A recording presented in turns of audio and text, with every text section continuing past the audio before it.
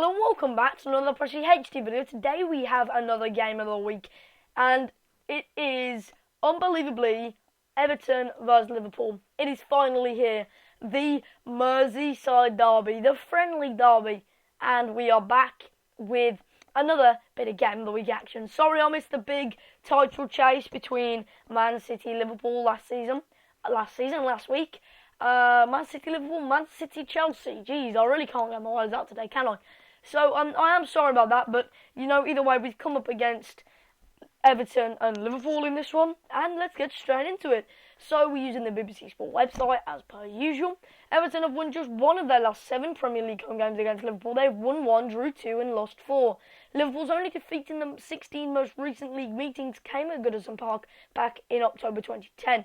They have won 8, drew 7 and lost only 1.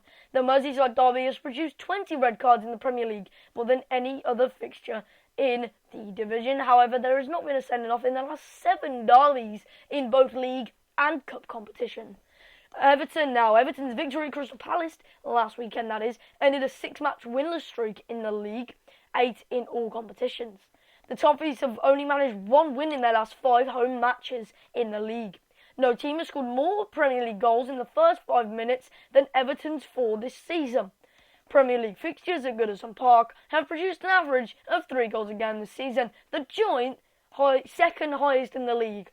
That isn't all Everton's goals, though, is it? I mean, to be honest, Everton sitting 12th, Liverpool sitting in 7th. It's not been the best of seasons for both. Liverpool are unbeaten in 7 league games and have won 5 of their last 6, so they're not doing too badly recently. The Reds have won 4 of their last 5 away games, keeping clean sheets in their last 3, so it's positive signs from the defensive partnerships to see clean sheets being earned and, well, being locked up, being tight at the back, keeping the bus absolutely stale at the back, and, well, it seems to be paying off at the moment. At this stage last season, Liverpool were already 8 points better off. They had got 46 points from 23 games. Liverpool have won 8 of 12 Premier League games that Lucas has started and 3 of 11 when he hasn't.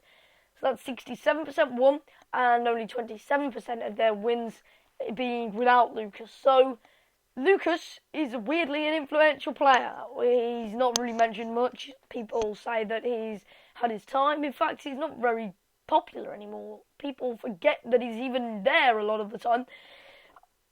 Steven Gerrard is the leading Premier League goal scorer in the fixture with 9 goals, but only 2 of them came at Goodison Park back in 2001 and 10 years ago in 2005. So it's been a long time since Steven Gerrard has played and scored at Goodison Park. What do I think of these two teams at the moment? Well, Liverpool, they're not doing awfully, are they? I mean, they're not doing as well as they would have liked, but people ask what's happened to them this season. I ask what happened to them last season. I mean, 46 points was the stage that they were at last season. They would be 3rd, but they're not 3rd. They're not there. They're only a mere 4 points off 5th. They're only a mere 4 points off 4th. It isn't a massive mountain to climb. It's a mountain, but not a massive one. So, it could possibly fall their way. Everton, on the other hand, well, they're pretty much being caught up with the likes of Crystal Palace. Newcastle have got more points than them. There's a pretty poor defensive record there. Not many goals scored either. Lukaku not lived up to his big price tag.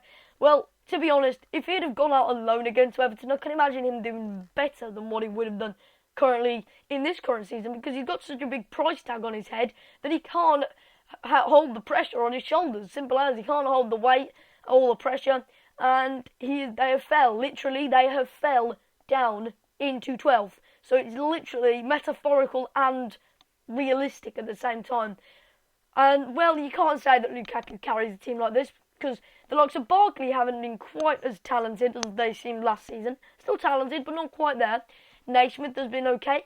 Morales is unhappy. There's a few players there that aren't really being attracted by the football that Everton are playing anymore. And the defensive work is awful. Baines, Coleman, Dagielka, and what I believe is Distan is awful. I mean, if they had any sense of mind, they would get in centre-back Jan Vertonghen and Inigo Martinez. Oops, did I just state exactly what I did in career mode? Yes, I think I did, so go and check out my Everton career mode whilst I'm here as well. Coincidentally, that's just returned for a second season for a third season, after we did go to Bayern, and in fact, I have got Jan Vertonghen and Inigo Martinez as my two first team centre-backs. Wouldn't be bad signings in real life, to be honest, either, So, not a bad idea, to be honest, that is it. Hull, QPR, Leicester, relegation battle. Burnley, Villa, West Brom, and I'd still say Sunderland and Palace are involved in it. Everton, not far off it. They're only 7 points in front of it. And yeah, it's a lot. But a few games, if a few teams in the bottom 5, bottom 6 do get a bit of result from their games, a bit of form, then Everton will fall down the table. They need to sort it out. They're like 6 points behind Stoke. It's weird looking at their team. Roberto Martinez's second season splendour, whatever they call it. It's like where the first season is a wonderful season, and then the second season something's just not clicked. Something's gone wrong. McGeady only scored 1 goal for Everton so far since he signed last January now. So that is a long time ago, remember. He's been at Everton for a year, unbelievably, already, and hasn't done much. He scored 1 goal. That's really quick, hasn't it? That has gone really, really quick. Looking at them now, you would probably say that they should have maybe made a few signings in January.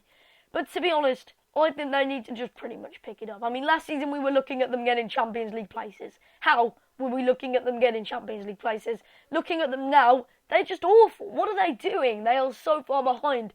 In fact, they need to double their points tally to even have any opportunity of getting into fifth. They need to double, yes, I repeat, double their points tally to get anywhere near fifth, which is just, it's out of this world, isn't it? It really is out of this world. Pretty much double anyway, not quite double, but pretty much. If you double 26, then it is, of course, 52, and then fourth is on 42. So if they doubled it, then they'd be second. So, it's close enough. It's 10 points off. If they doubled it, they'll be 10 points ahead. To think we were even comparing them with the likes of Arsenal, who beat Aston Villa 5-0 the other day. It's unbelievable what's happened to them. Their passing, their rhythm, everything has gone out of their play. Liverpool, on the other hand, they haven't really got that clinical striker. Steven Gerrard and Raheem Sterling are their top scorers. Steven Gerrard, yeah. A lot of free kicks, maybe a few penalties or whatever. But, come on, you've got to have a striker, and I know Daniel Sturridge has been injured, but where's Balotelli doing?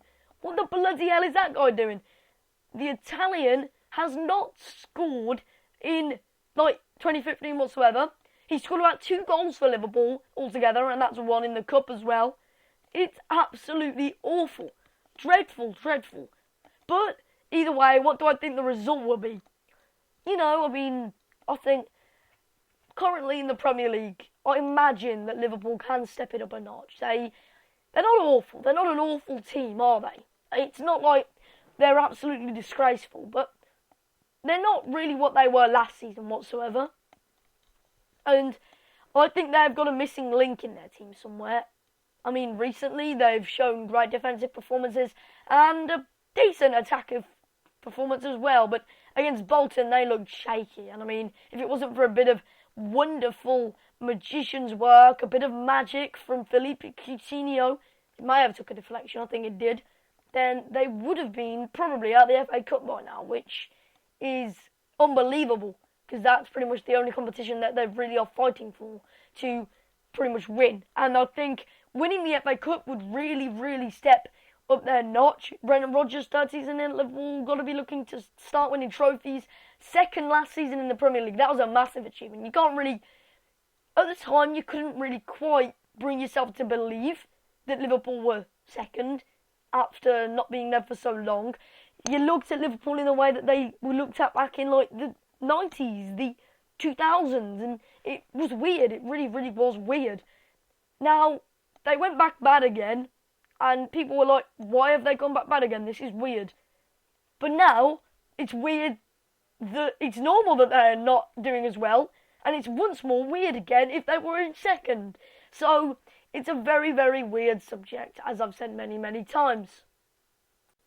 But that does bring the episode to an end. I think Liverpool will again get a win here. I think they've got a good record at Goodison Park, and I can see them doing well.